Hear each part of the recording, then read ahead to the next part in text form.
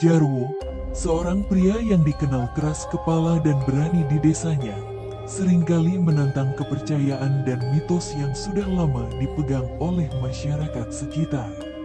Salah satu mitos yang paling ditakuti di desanya adalah kisah tentang jembatan terlarang, sebuah jembatan tua yang terletak di tepi desa, menghubungkan jalan utama ke hutan di seberang. Jembatan itu terlihat rapuh, tua, dan tak terawat. Namun bukan karena alasan fisik saja masyarakat takut mendekatinya. Konon, siapapun yang melintasi jembatan itu di malam hari, tidak akan pernah kembali. Selama bertahun-tahun, banyak cerita tentang orang-orang yang hilang tanpa jejak setelah melewati jembatan tersebut. Tukang sayur, petani, dan bahkan beberapa warga desa yang berani, semuanya hilang secara misterius. Namun, bagi Jarwo, semua itu hanyalah cerita kosong. Ia tidak percaya pada tahayul dan merasa bahwa desa itu terlalu dipenuhi dengan rasa takut yang tidak rasional. Baginya, semua cerita itu hanyalah omong kosong untuk menakut-nakuti anak-anak. Suatu sore, di warung kopi desa, Jarwo mendengar beberapa penduduk berbicara tentang jembatan itu lagi. "Ah, kalian semua penakut. Itu cuma jembatan biasa. Malam ini aku akan buktikan bahwa tidak ada yang aneh di sana," ujar Jarwo dengan nada meremehkan. Orang-orang di warung terdiam sejenak, menatap Jarwo dengan campuran rasa takut dan kekhawatiran. Seorang lelaki tua yang duduk di pojok meja mencoba memperingatkan Jarwo, "Jangan, nak.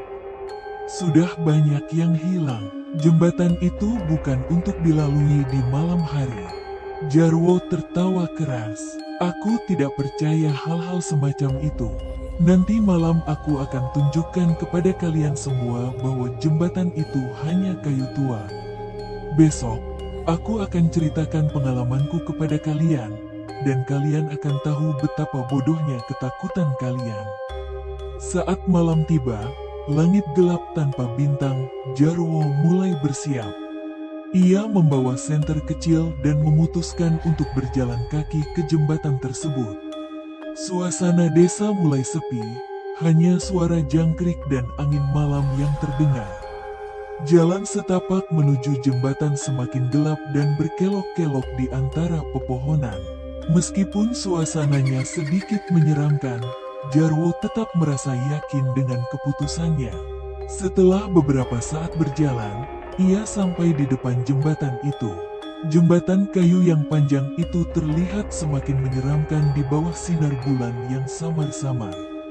Kabut tipis menyelimuti daerah sekitarnya, dan angin malam yang dingin berhembus semakin kencang. Namun, Jarwo tetap tak gentar. Ia menatap jembatan itu dengan sinis. "Hah, cuma jembatan tua. Apa yang bisa terjadi?" gumamnya dengan nada percaya diri. Ia mulai melangkah ke atas jembatan, dan suara kayu yang berderit di bawah kakinya mengiringi setiap langkah. Namun, tiba-tiba, ia merasa ada sesuatu yang aneh. Udara di sekitarnya semakin dingin, dan suara angin malam berubah menjadi lebih lirih, seperti bisikan halus yang datang dari kejauhan. Saat Jarwo melangkah lebih jauh ke tengah jembatan, suara-suara itu semakin jelas. Seperti ada yang memanggilnya dari kejauhan, namun suaranya tidak dapat dia identifikasi. "Jarwo, Jarwo." Suara itu begitu lembut, namun membuat bulu kuduknya berdiri.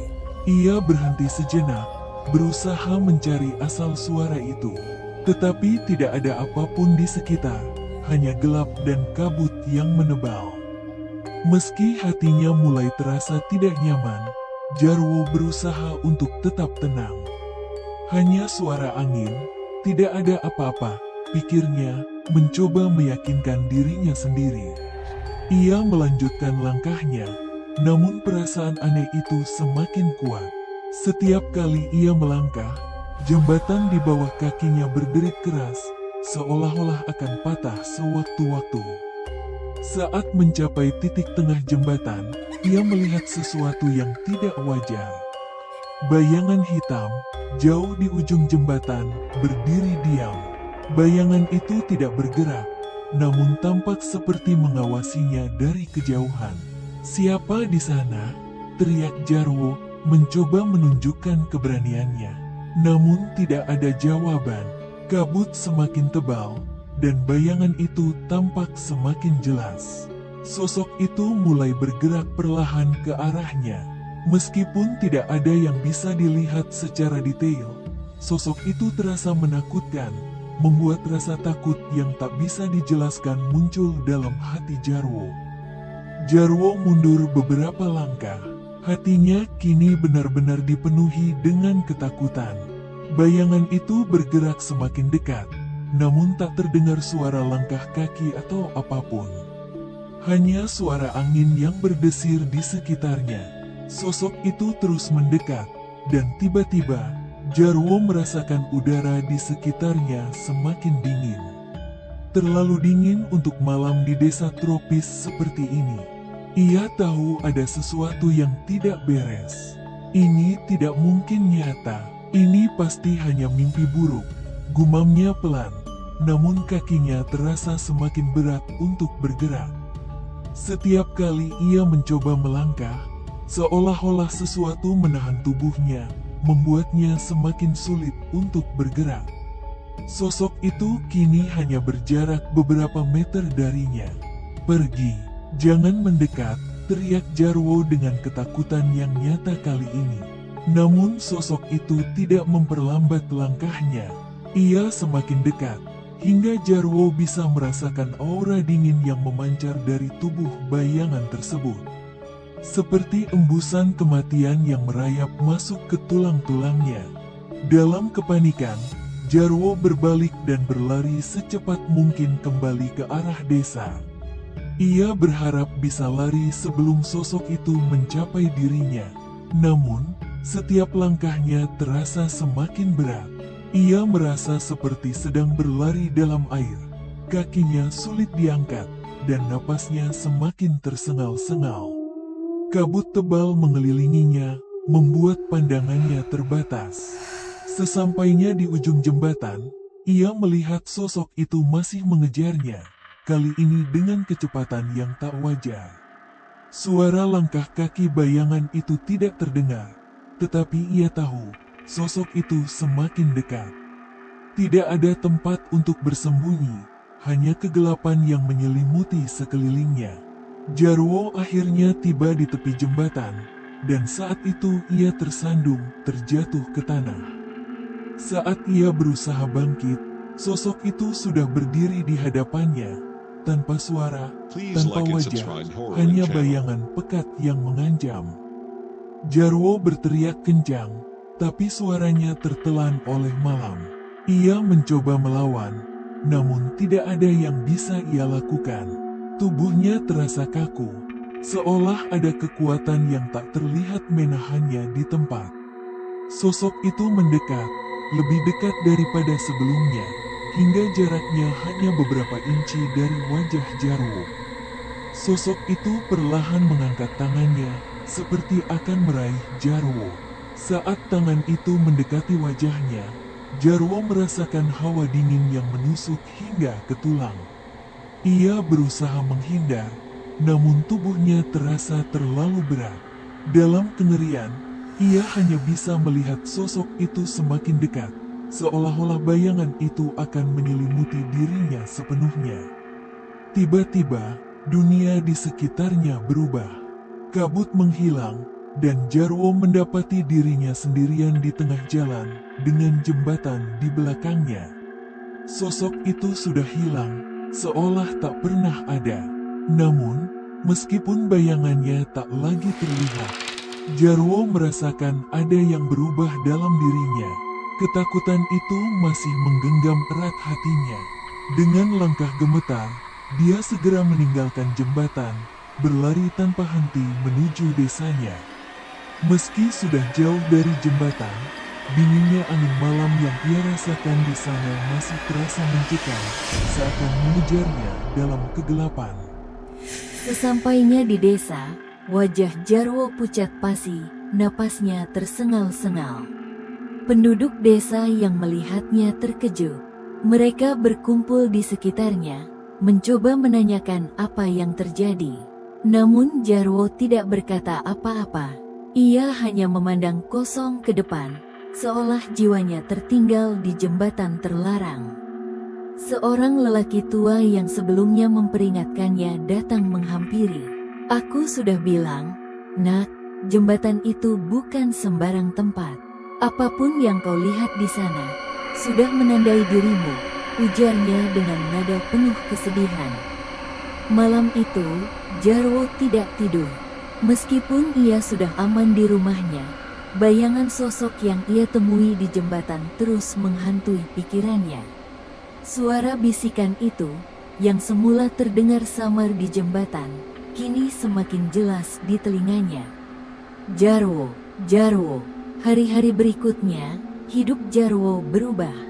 Dia tak lagi berani keluar rumah setelah matahari terbenam. Wajahnya yang dulu keras kini dipenuhi ketakutan. Tubuhnya semakin kurus karena ia terus kehilangan nafsu makan. Setiap malam, ia mendengar langkah kaki dan bisikan di sekeliling rumahnya. Meskipun jembatan itu sudah jauh, teror yang dibawanya terasa begitu dekat. Penduduk desa mulai menjauhi Jarwo, takut ikut terkena kutukan jembatan terlarang. Mereka melihatnya sebagai pria yang sudah ditandai, dan tak ingin terlibat dengan nasib buruk yang mungkin menimpanya. Hanya lelaki tua yang pernah memperingatkannya yang sesekali mengunjunginya, membawa makanan dan mencoba menenangkannya. Namun, nasihat lelaki tua itu tidak banyak membantu. Ketakutan Jarwo sudah meresap ke dalam jiwanya. Pada suatu malam, beberapa minggu setelah insiden di jembatan, Jarwo menghilang. Pintu rumahnya ditemukan terbuka, dan tidak ada tanda-tanda keberadaan dirinya. Penduduk desa yang penasaran memutuskan untuk mencari Jarwo. Mereka menyusuri jalan yang dulu pernah dilewati Jarwo menuju jembatan terlarang. Setibanya di jembatan, mereka menemukan sesuatu yang mengejutkan. Di tengah jembatan, tergeletak senter kecil milik Jarwo, namun tidak ada tanda-tanda keberadaan dirinya. Kabut tebal kembali menyelimuti jembatan, seperti menghalangi siapapun yang berani mendekat.